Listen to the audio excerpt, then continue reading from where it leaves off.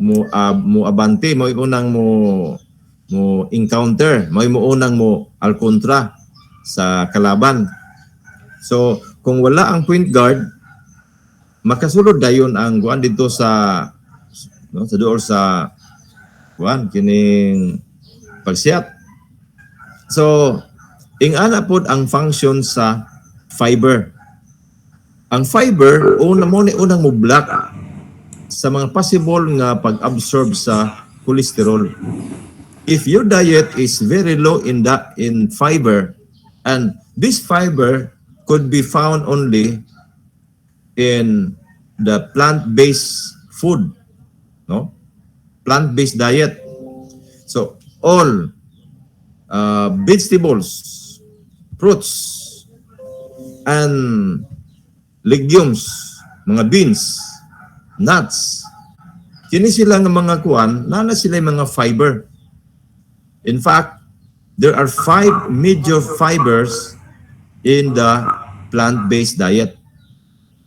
So, kaning 5 ka klaseng fiber, powerful ni sila nga mo-block sa cholesterol so that it can prevent the process of absorption. So kung walay fiber imong diet, kakaon, gaihaw kandig, taas ang kolesterol. Uy, kunya wag yung kay gikaon dito nga kaning mga taas sa fiber. Ang mahitabo, absorb dito ang kolesterol. Okay? So nakita ninyo ang senaryo, pag ang kolesterol nga naa sa tong diet, walay fiber nga mo control diha, mao na nga ma-contribute yun ang pagtaas dito sa system. Now, atherosclerosis is associated with low fiber. So, muna siyang mo-fight. Muna nga, we need fibers. Diya, kumukaong ganit na, sigutan yung fiber ganit ha. Ang uban, pag magulay ganit talong, ang talong ilahang panitan. Lapwag talong, panitan. Katong panit sa talong, it's very powerful anti-cancer and very kuan na siya nga fiber. Helpful nga fiber na mga ipanitan. Nakukuha ang gamay mo hang kuan kining fiber, no? So ang samhumay sa rice, Antalis rice is rich in fiber. Muna siya ang good ya. So importante kayang magkaon jud ta og labi ka ng Antalis rice. Taas na sa fiber. Okay. Number 3. Okay, ato ipabasa ni Brother Tangob. Brother Tangob, please. Brother Tangob? Yes, sir. Okay. Can you read this statement? Number 3 is triglycerides. High triglycerides are fats manufactured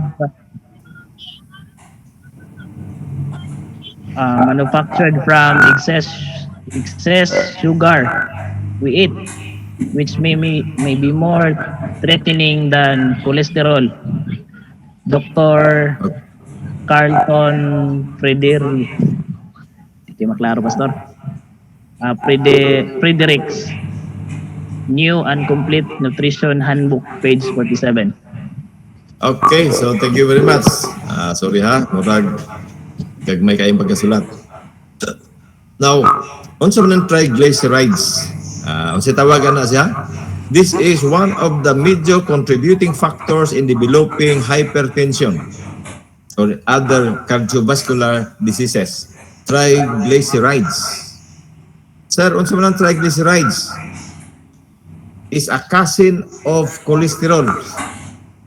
Is a fat derived from excess sugar we eat.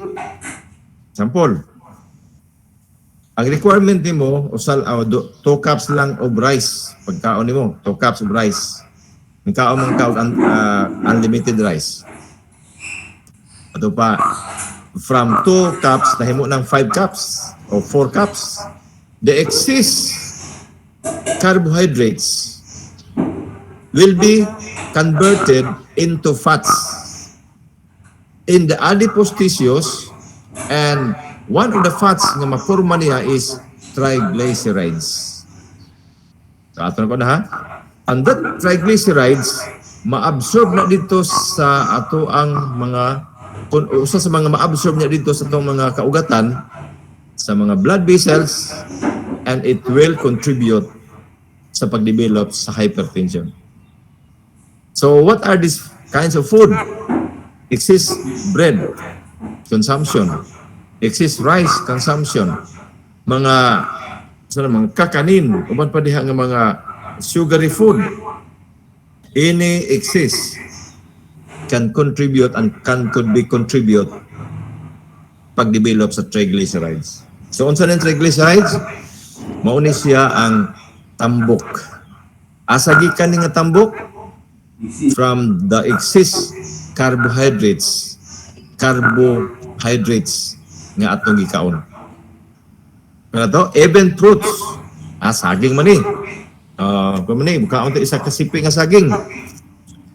That consumption, the amount nga imong gikaon, nana siya kining calorie, corresponding calorie numbers.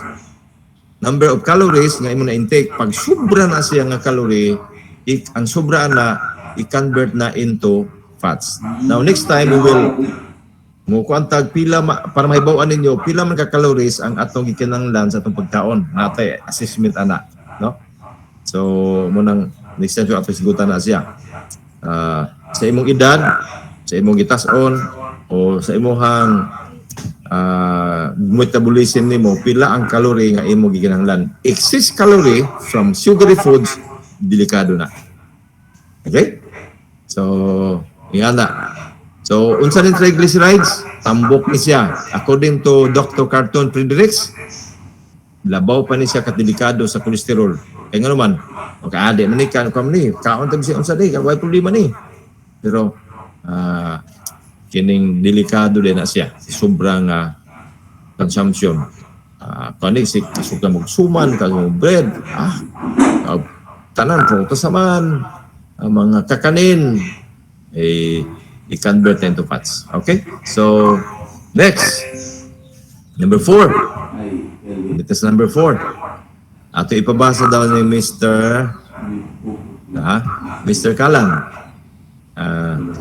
DJ Kalan, please. Yes, sir. Number 4. High Yes. LDP. Lipoprotein is risk factor for atherosclerosis. It is the low density protein LDL causes cardiovascular diseases, while the high density lipoprotein protects against atherosclerosis. Is now believed in the ratio of good HDL to bad LDL. Lipoprotein is more important than the total amount of cholesterol in the blood. Okay. So, The Science of Health and Healing, page 391. Okay. Now, why is it that it is very important to know the ratio of the LDL and HDL? By the way, LDL, mo na siya ang tambok na naa sa dugo. HDL, igagaw po na sila. Pero, ang kalainan sa LDL o HDL, pag taas gali ang imong LDL, makakos na siya og hypertension o uban pa nga mga sakit. Pero kung taas ang imong HDL, you are protected. Mula sa itong dugo, ingon na nga bad cholesterol, good cholesterol, it is byproduct sa ato ang kining fats metabolism nga ang uban ma-convert into HDL, ang uban ma-convert into LDL. Pagka na ratio mo nang doon na gitawag og nang kining i-check imong dugo sa laboratory, tan-aw dito ang LDL, pagtaas gali ng LDL, baba ang imong HDL, you are rest of developing cardiovascular diseases. Yeah? So, maabot na dito sa exam na unsa man ang LDL, HDL. Kining mga LDL, kining HDL good. Ang LDL bad. Pag taas gali ang LDL, baba imong HDL, delikado ka. Pag taas imong HDL, baba imong LDL, you are gone in a good condition. Muna nga, sa mga hypertensive ng mga tao, ginatanaw na sa doktor. Ang pangutana, what are those food that can influence the increase of HDL and decrease the LDL? So, example ha, unsa man mga pagkauna nga maka-decrease ini. Muna siyang tanan nga mga beans makapa-increase sa HDL. Pero tanan nga mga animal food makapa-increase sa LDL. So meaning, pag gusto kang mutaas ang HDL,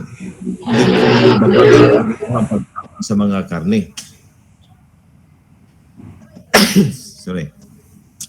So kung baba ang imong HDL, adto ka sa mga prutas o mga gulay para nga mataas ang imong kuan mo ang kining HDL. Okay? Now, number 5. Anitas number 5. Parts of obesity, types of obesity. May I request Mr. Ulan to read this one. Okay, Pastor. 2 types of obesity. Di pa maklaro, Pastor. Di ba klaro? Zoom lang, sir. So, ano subcutaneous fat obesity. Visceral fat. The visceral fat that it deposits the body and exercise amount, it can link with many serious health problems, which also includes 2 types diabetes, cardiovascular disease, and increased blood pressure. Okay. So, thank you very much, Sabrina Ulan. Sa obesity, doon ay 2 klaseng obesity. Obese, no? Number 1, subcutaneous fat obesity and visceral fat obesity. So, doon ay mga tao nga tambok siya, dako kay lawas, ang tawag nga obese, pagka-obese is subcutaneous fat obesity. Doon ay lahi nga klase nga obese. This kind of obesity is called visceral. Tanaw nimo siya, gamay. Dili siya tambok. Pero obese. Unsa may kalainan? Ang iyang fats nagdevelop tuas siya sulod sa lawas. Samtang ang subcutaneous fats lutaw ang tambok. Ginakuha ninyo kalainan? So, pila klaseng obesity? Subcutaneous fat obesity, very obvious, obese siya. But visceral fat obesity, wala diha sa ibabaw sa lawas, wala diha sa mga muscles ang tambok niya. Tuas sa iyang mga internal organs ang accumulate ng mga tambok. This is more dangerous than subcutaneous fat obesity. Okay? Nakuha na to?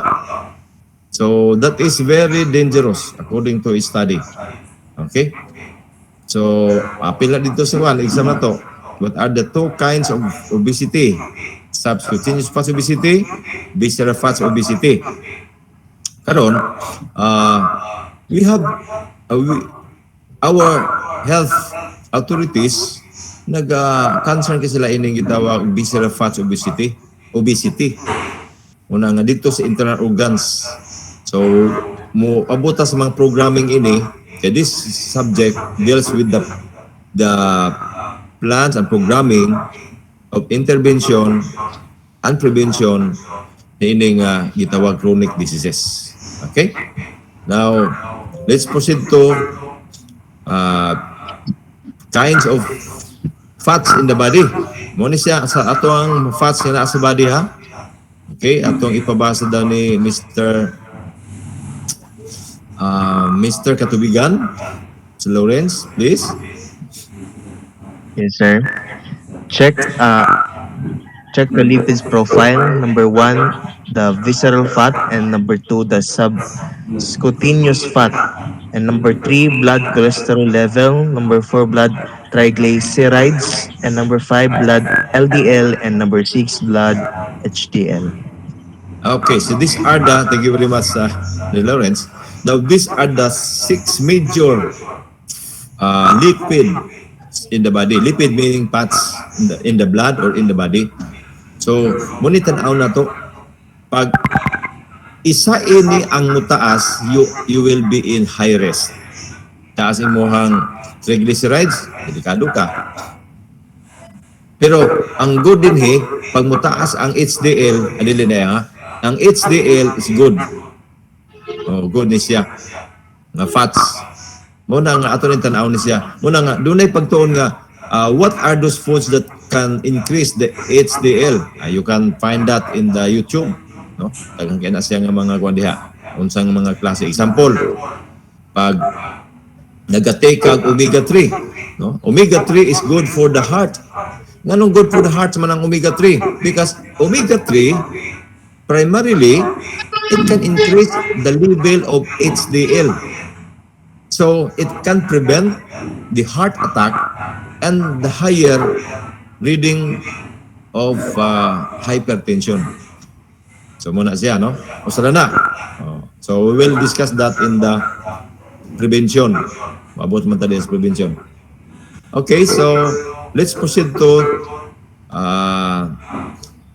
number 6. Anitas number 6 nga maka-contribute sa hypertension and cardiovascular diseases. May I request Sir Janster Kalibot?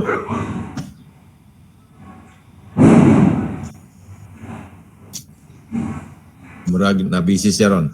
So, we can understand because naaka sa institution labi na gyud sa Hope Channel. He is a manager sa Hope Channel Philippines, South Philippines. So, una makakuha na gyud ta, no? Kinsa pa itong wala pa magkabasa? Kanitan, sir. Kanitan. Okay, Brother Dominic, Kanitan, please. Okay, 6 chronic stress and cholesterol. Kinds of stress. First is mental stress. Second is emotional stress. And the third is physical stress. And the last one is the economic stress. Okay. That's all, sir. So, thank you very much. When we talk about the development of heart diseases and hypertension, the number 6 nga nag-contribute is chronic stress and cholesterol. Nganong na-connect man is cholesterol? Because if you have that stress or chronic stress, kasi kailangan sa kining stress of kanang chronic o non-chronic. Non-chronic gani dili pabalik-balik. Example, tagaan sa mga kwan. Ang chronic stress niya example, nay akong membro, nay akong amigo nga hantod karon wala say maing tulog. Ngano? Kay ang iyang yuta, iyan ang giprinda, unya 2 years ang sabot nga lukaton. Ang iyahang giprindahan, kuan na nga ipalukat na ang yuta. Pag dilit ni malukat, mo kuan siya nga ang yuta ikuan na kanang isitawag ka na bitang na prindang di malukat, isitawag ka na. Yo plus, masitawag ka na prindang di malukat. Rimati, Pastor, rimati. Irimati. Irimati. Karon kay ang katong iyang yuta nga giprinda niya og 700,000 ang iyang yuta basakan. Paman to, duha man to ka hektarya og tunga. Karon, ang duha ka hektarya og tunga yang giprinda ang sabot nila, ang giprinda niya dito, ang giprindahan mo ni naguma. Iya mang gibutang sa kapa ang 700,000. Pagbutang ni sa kapa, di ba nagkumanto, nagkapakabang mong ito. Nawala man gyud ang kapa. Ang nahitabo karon, dili na gyud niya malukat ang iyahang basakan nga duha ka hektarya ko nga. So gikan ni adto pagkayabog yung kapa ni ang karon nagpahibalo na gyud ang giprindahan nga kung dili nila lukaton irimati na ang yuta. So karon wa mo siya kalukat. Mo nang every time nga backup hunahuna siya sa iyahang yuta nga wala siya paglaom nga makuha pa nila ilang duha hektaryang yuta. Mo na mo cause of chronic stress. Mas tawag chronic stress. Nga naman, dili na nila mapuslan sayang na pila ka tuig nila nga kuan natin para sa pamilya, sa mga anak. Nya wa na sila nakakit-an nga paglaom nga makuha pa nagbalik ang yuta. So, ang resulta, chronic stress. So, once nga naa ka ana nga pagbati, musaka ang imong stress level, mutaas ang imong cholesterol. Okay? Once you have that chronic stress, ang imong atay, okay, paki-off na ni Mr. Ulan, imong speaker. Mr. Ulan. Mr. Ulan. Okay, thank you very much. Nag-disturbo mong good siya. Thank you. So, once you have that chronic stress, ang imong atay mupaspas og himo og cholesterol. Okay, we discussed it already in the philosophy of health nga ang tanan nga kining once nga one of the functions sa ato ang liver is to make cholesterol or fats. Once you have that stress, ang imuhang atay mupaspas og himo cholesterol. Muna nga bisag wala kagakaog baboy, wala kagakaon og mga mananap, gilikayan nimo ang cholesterol, pero you have that chronic stress, ang imong atay kusog mo himog cholesterol. Okay? So is that clear? Ha? So ako ra gyud ang gihimay-himay gyud ha, ginagmay nato nagguan parang sabta gyud nato. Yes, Pastor. Yes, Pastor. Okay, so muna nga kanang mga ang topic mag-ato subject is lifestyle diseases from healthcare. Kamo nga mga magpastor after you graduate, if you are already in the higher position, ang iya pong corresponding ko na niya is higher stress pod. If you do not know how to manage stress, sayog yung kang tapuson. Labi na yun, o di yung kabalo mo balibad. Unang, katong mga pastor nga akong nailahan nga very workaholic nga mga pastors. Unya, they have chronic stress. Sama na sila nga, dali gid kayo mga matay. Dali gid mga sakit. So that is okay, what are these kinds of stress? Mental stress, emotional stress, physical stress, economic stress. So, kanang daghan nag-utang, daghan na kaisig paningil nimo. Kanya emotional stress, ang imuhang uyab, nga ang imong asawa ba o imong uyab, ibirig-birig ka naman sa lain. Murag di naman mo kontak nimo. Na-stress ka dili. stress na ka. Oh. Muna ang uban dili magka-balance ana. Delikado. So, unsa iyang common denominator? All these kinds of diseases can contribute the higher production of cholesterol diha sa atong atay. Because one of the functions of our cholesterol, one of the functions of the liver is to produce cholesterol even we do not eat any animal sources. Okay? So, I hope na sabtan na to na siya. Okay, alas 11 naman class, no? At least na diha tamo, padayon to ni ato ni ipadayon sa unahan.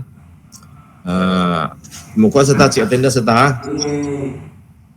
At mag-check attendance sa ta. Yeah.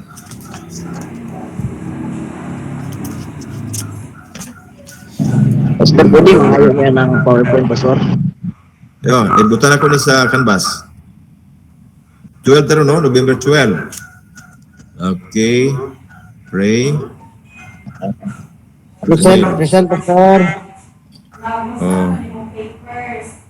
Pray. Sunod, kanitang.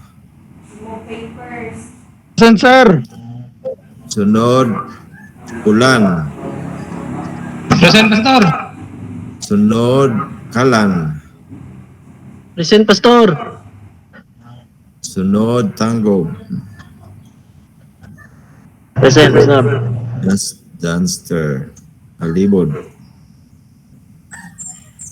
Sunod, katubigan. Castro. Present, Pastor. Tugadi. Si Tugadi, Pastor. Ano ba subject ni? Murag wala daw, Pastor. Wala, no? Wala Tugadi ni? Wala daw sa subject, Pastor. Yan pa. Si katubigan. Yes, sir. Inopia. Present, Pastor. Yes. Si Balinte.